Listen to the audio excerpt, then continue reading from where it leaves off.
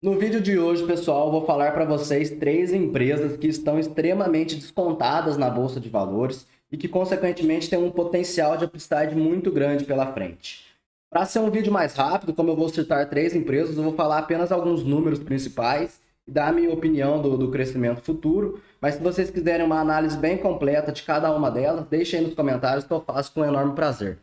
Vamos lá então. A primeira empresa que eu separei aqui para a gente analisar é a JSL. O que é a JSL? É a maior empresa logística do Brasil. Ela atua principalmente no Brasil, né? Mas ela também tem operações em toda a América Latina e também na África do Sul. É uma empresa muito grande, mas como a gente vai ver ali mais para baixo, ela tem um potencial enorme de crescimento pela frente, porque ela tem apenas 2% de market share. Mesmo sendo a líder do setor, é um setor muito fragmentado e a empresa tem muito espaço para continuar crescendo e vocês vão ver que a empresa ela vem executando isso nos últimos anos. Muitas pessoas não gostam do segmento logístico que a JSL atua. Eu, pelo contrário, acho que a empresa consegue imprimir suas vantagens competitivas muito bem, abocanhando cada vez mais market share e crescimento, consolidando o setor que é muito fragmentado. As principais vantagens competitivas da empresa são, principalmente, compra de caminhões barato, principalmente por ela estar num grupo Simpar, que é o maior comprador de caminhões do Brasil, que ele compra tanto para a JSL quanto para a Vamos, que é uma empresa de aluguel de caminhões, conseguindo preços extremamente atrativos na compra dos caminhões. Entra também a compra de pneus, insumos, diesel, tudo que a empresa precisa para operar. E por consequência da empresa ela ser a maior do setor, ela oferece uma segurança operacional para os seus clientes. Então nem sempre o cliente ele vai buscar o melhor preço, às vezes ele prefere pagar um pouco mais para a JSL, que é uma operadora muito boa, muito eficiente e que passa uma segurança que o serviço vai ser bem feito. Sem falar também do custo de capital da empresa, né, que é muito mais baixo do que os seus concorrentes, por ser uma empresa bem maior e também por estar listada na Bolsa de Valores, né, o que acaba passando uma segurança maior para os bancos que vão acabar financiando o crescimento da empresa. É assim que a empresa consegue crescer muito, muito mais que seus concorrentes, que acabam sendo adquiridos ou ficam para trás mesmo e acabam falindo, né? Por ser um setor muito difícil, como eu disse antes. E a empresa consegue ganhar cada vez mais market share num setor que é extremamente fragmentado. Aqui a gente pode ver o crescimento da empresa, né? A empresa saiu de 3,3 bi de receita em 2020, né? No terceiro tri de 2020. Isso aqui é últimos 12 meses. E ela já está chegando nos 9 bilhões de receita no finalzinho aqui de 2023. E a gente vai ver que eu já estou estimando, né, uma receita de 12 bilhões para o ano de 2024. A empresa ela cresceu tanto organicamente, né? Compra de caminhões e assinaturas de novos contratos organicamente, e por meio de aquisições. Porque as empresas, as concorrentes dela, né, as maiores principalmente, percebem que não conseguem competir com a JSL. Então elas preferem entrar para o grupo. Então elas acabam sendo adquiridas por um preço muito, muito favorável, né, para a JSL, um preço descontado. E junto com a operação da JSL, ela consegue fornecer uma escala muito grande para essas empresas. Ela consegue oferecer as vantagens competitivas que a JSL possui para as empresas adquiridas. E assim elas conseguem se desenvolver muito mais rápido e mostra esse extremo crescimento aqui que a gente está vendo na receita. Aqui é como eu disse para vocês, todo o setor de logística do Brasil, a gente pode ver que tem um total de 960 bilhões de reais de mercado endereçável. A gente vê que é muita coisa. A JSL, que é o líder do Brasil, possui apenas 1% desse mercado e os 10 maiores players possuem aproximadamente 2% de market share. A gente pode ver que nos Estados Unidos são 34% os 10 maiores, né? E na Europa 32%. E a empresa ela fala, né, a ambição dela é consolidar esse mercado. Então a gente pode esperar que nos próximos anos, quem sabe uma JSL com 5%, com 7%, 10% do mercado, e a única consolidadora existente nesse mercado é ela. A gente pode ver a distância aqui, né, da receita da JSL comparado com o segundo player. São quase 5 vezes a mais de receita, de tamanho, que facilita muito para a empresa exercer todo o seu poder, toda a sua vantagem competitiva em cima dos seus concorrentes. Bom, pessoal, aqui a gente tem os números da empresa, a gente pode ver que é uma empresa que ela vem crescendo muito, né? Tanto em receita quanto em EBITDA, né? EBITDA e EBIT. ganhando margem, porque quanto mais ela cresce, como eu disse, mais escala a empresa consegue, ela consegue um preço de barganha, né, com seus fornecedores, consegue adquirir contratos com seus clientes por um preço melhor, né, porque ela consegue ter mais moral, né, com os clientes. Ela fala assim, não, eu sou a maior empresa do setor, eu sou a melhor, então você tem que pagar um pouco a mais para mim por ter uma segurança, né, na sua operação. E o cliente acaba topando, né? Então a empresa consegue crescer com ganho de margem. A gente vê aqui também que a empresa está trabalhando com um ROIC na casa acima dos 15%, que para o setor, por ser um setor competitivo, é muito bom. Eu tenho certeza que ela é a única empresa do setor que consegue trabalhar nesses níveis de ROIC. E provavelmente é uma das únicas empresas que conseguem gerar valor de verdade, né? Porque a gente vai ver que o custo da dívida dela está na casa dos 12%. Se a gente tirar os impostos, vai cair na casa dos 9% ao ano. E seus concorrentes devem ter um custo de dívida muito maior, com um ROIC muito menor. Bem dizer, não consegue gerar valor e não conseguem crescer no setor. Bom, pessoal, eu tô com a tela do Fundamentos aberta. Eu falei que eu não ia enrolar muito na apresentação da empresa para dar tempo da gente falar das três. Bom, então a gente viu que é uma empresa que está crescendo muito, que vai consolidar o setor e que tem vantagens competitivas que nenhum concorrente tem. Só aí já deu para a gente ver que é uma empresa boa, que é uma empresa que merece ter um prêmio reconhecido pelo mercado, que o mercado não está enxergando. Quando a gente olha os números da empresa, a gente viu que ela fechou o último tri com 2 bilhões 161 milhões de reais no quarto trimestre de 2023. Se a gente analisar isso, a gente está falando de 8,6 bilhões de receita líquida no ano. A empresa está crescendo muito mais que 20% ao ano, mas eu vou considerar aqui 20% de crescimento para o ano de 2024. A gente está falando de uma empresa que vai receitar em 2024 pelo menos 10 bilhões de reais. Provavelmente ela vai fazer mais aquisições, é uma empresa que, como eu disse, faz muitas aquisições e cresce organicamente também, e ela pode ter um crescimento maior que esses 20%. Mesmo considerando esses 20%, a gente vê que é uma empresa que ela vai fazer na casa dos 2 bilhões de reais de EBITDA para o ano de 2024. Se a gente considerar uma margem de 20%, que também pode aumentar. Lembrando que ela acabou de adquirir empresas que estão piores que ela, né? Ela está arrumando a casa e tudo mais. E provavelmente a margem vai melhorar para 22%, 23% margem EBITDA. Mas a gente pode ser conservador e considerar apenas os 20%, que é o que a empresa está rodando hoje. A gente chega então para 2 bilhões de EBITDA para o ano de 2024. E quanto que valeria uma empresa dessa? Valeria 8 vezes EV/EBITDA? Não é nada demais, uma empresa que é líder no setor, né? Uma empresa com todo esse potencial de crescimento, poderia valer muito mais que isso. Se a gente considerar 8 vezes EV/EBITDA, a gente chega em 16 bilhões. Se a gente considerar que a dívida, que hoje está em 5,5 bi, suba, vamos supor aí para 6,5 bi, né? Porque a empresa vai precisar comprar mais caminhões, vai precisar investir, né, para continuar crescendo. A gente chega num valor de mercado para a empresa, né, de 9,5 bilhões de reais. Hoje a empresa está valendo 3,5. Se a gente divide aqui, a gente vê que a empresa tem um potencial de quase 3 vezes. Aí são estimativas minhas, né? Eu coloquei um crescimento de 20%, que eu acho totalmente factível. Coloquei um crescimento de 1 bilhão de reais na dívida líquida, sem contar, já considerando o crescimento que ela vai ter, né, para o ano de 2024, mas a empresa vai gerar muito caixa também, então pode ser que a dívida nem suba tudo isso, apenas se ela fizer uma aquisição muito grande, um negócio mirabolante, né, investimentos muito grandes, mas aí se ela fizer isso, ela vai crescer mais que seus 20%. Então a gente pode ver que é uma empresa que tem extremo potencial pela frente de crescimento, e isso eu considerei apenas o ano de 2024. Se a gente considerar que os 12 bilhões, por ano de 2025 ela cresce mais 20%, para 26 ela cresce mais 20%, 27%. Aí a gente está falando em 2027 que é uma empresa que vai rodar com 20 bilhões de receita, porque a gente viu que ela tem um potencial de mercado para abocanhar muito grande, ela é muito pequena ainda para o mercado, para o tamanho de mercado. E o CEO já disse, ele vai abocanhar esse mercado, é o que a empresa vai perseguir.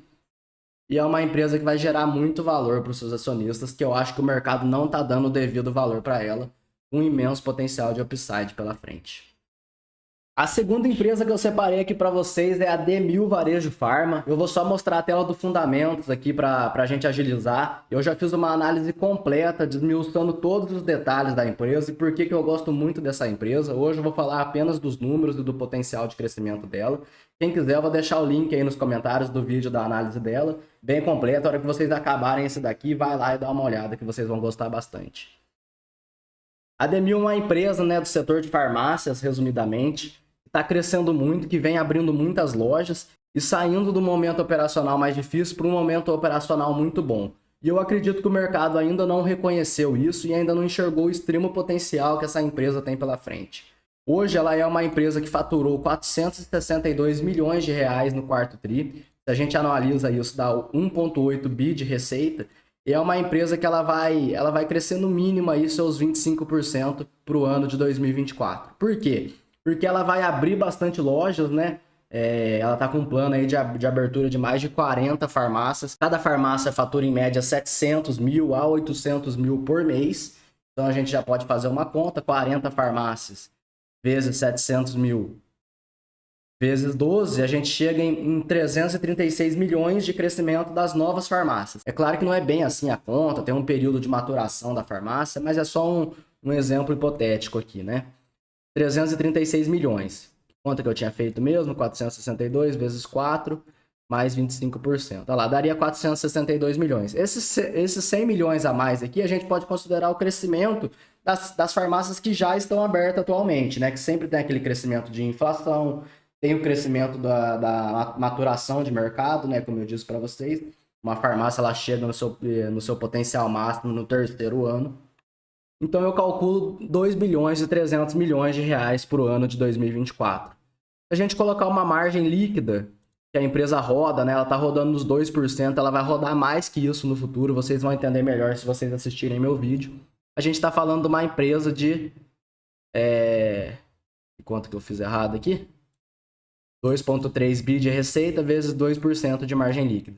46 milhões de reais, arredondando, eu estou considerando para ela 50 milhões de reais de lucro livrinho. É uma empresa que não tem dívida, que paga muito pouco imposto, é lucro, é margem líquida mesmo. 50 milhões de reais de lucro, que é geração de caixa, bem dizer, para o ano de 2024.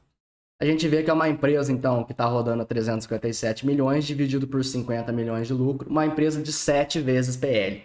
Se a gente pegar aqui seus concorrentes, só para vocês terem uma noção, a gente tem uma Panvel que roda a 18 vezes preço-lucro. Lembrando que é tudo o mesmo setor, viu, pessoal? Tudo o mesmo setor, tudo varejo farmacêutico. A gente tem uma Pag Menos, está muito mais endividada, é que o PL dela tá dando esse número absurdo, porque ela lucrou muito pouco, porque ela está endividada, né? Então tá sobrando muito pouco resultado pro acionista controlador. Mas a gente tem aqui o exemplo principal, é a Raia Drogasil rodando com 40 vezes preço-lucro. Porque o mercado ele gosta muito desse setor, por ser um setor que tem altos níveis de ROIC, né? Pra você abrir uma farmácia não custa caro, portanto que a farmácia dá de resultado para a empresa. Um setor muito resiliente, né? A gente pode ver aqui no próprio exemplo da Raia. Olha isso, é um setor que cresce bastante, cresce muito, todo ano, né? Um reloginho.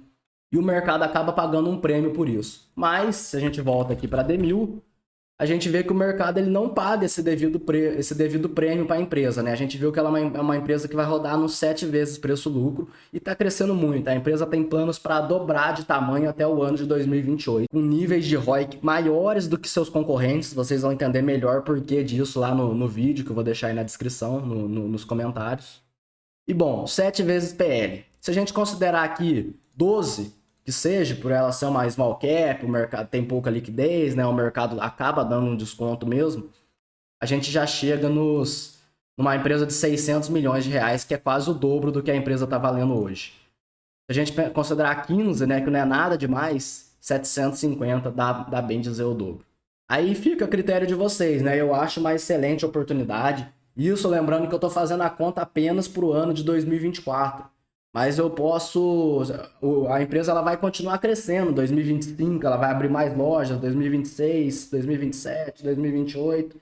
Então, quanto que não deveria valer uma empresa que está num setor resiliente, que tem altos níveis de ROIC, a maior do setor, não tem dívidas, e que seus pares são negociados a 20 vezes preço-lucro, 40 da Raia Drogasil, quanto que deveria valer uma empresa dessa? A quanto que ela deveria ser negociada? É mais um erro aí que eu acredito que o mercado esteja cometendo. E ele já percebeu bastante desse erro, né? A empresa já subiu 44% aqui em 2023. Esse ano ela estava subindo mais que esses 20%. Ela deu uma quedinha esses dias. Ela chegou a bater seus R$8. E é uma empresa que tem um potencial muito grande pela frente. A terceira empresa que eu separei aqui pra gente, com um potencial enorme de upside pela frente, é a Enalta. Para calcular os números da Enalta, vocês vão ter que confiar em mim, que eu não vou ficar mostrando apresentações da empresa, senão a gente vai ter um vídeo muito longo e eu sei que vocês não gostam. Então vamos lá. Eu tenho aqui de cabeça, esses números aqui da Enalta não valem nada. Por quê? A empresa ela vai mudar completamente a partir do segundo tri, terceiro tri, onde ela vai fazer um novo sistema de produção de petróleo, né? Só lembrando, eu não falei, é uma empresa produtora de petróleo, né? E também ela vai fazer uma fusão com a 3R, que é outra empresa exploradora de petróleo. Na verdade, produtora de petróleo. Exploração elas não fazem. Basicamente 50%, 50%. Com estimativas aí de vários relatórios de bancos, a gente vai ver que é uma empresa, junto com a 3R, depois da produção de Atlanta, né, que ela vai colocar essa nova produção em operação, a gente vai estar falando de uma empresa de 120 mil barris de petróleo por dia. Se a gente considerar um preço de petróleo na casa dos R$80, só lembrando que o petróleo hoje está acima disso, e o petróleo da Enalta no campo de Atlanta ele ainda tem um prêmio a mais, por ser um petróleo mais leve, com menos enxofre, acaba ganhando um prêmio de mercado. Mas vamos ser conservador, não vamos colocar nada disso na conta, vamos colocar apenas $80 por Brent, pelo petróleo Brent. A gente chega numa receita de 9,6 milhões por dia, né? Se a gente considerar 365 dias no ano, uma eficiência de 90%, né? Vamos ser conservador. A gente chega numa receita de 3 bilhões de dólar. É isso aqui, lembrando que isso aqui é dólar, né? Por ano.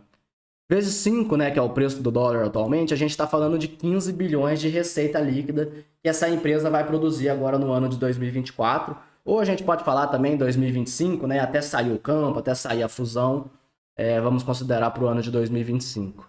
15 bilhões de receita. Uma PetroRio roda com uma margem EBITDA de 80%. Eu não vou considerar essa margem EBITDA da PetroRio, porque aí eu sei que a Enalta e a 3R é inferior a ela em questão de operação, né? Eu gosto de considerar, então, bem conservadoramente, 60% de margem EBITDA. Peraí que eu aprontei aqui. 15 bilhões de receita vezes 60% de margem EBITDA.